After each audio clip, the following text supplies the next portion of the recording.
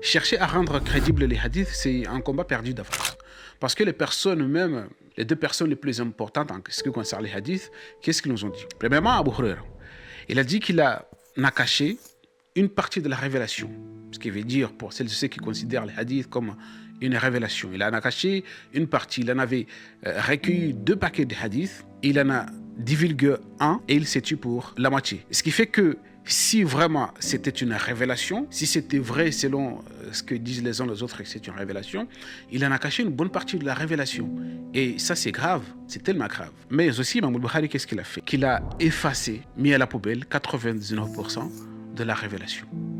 Donc qu'est-ce qui reste? Vous imaginez combien de hadiths cachés par Abu Huraira et combien de hadiths supprimés par al-Bukhari. Et vous êtes toujours en train d'essayer de crédibiliser les hadiths. Visiblement, nous ne lisons pas la même chose.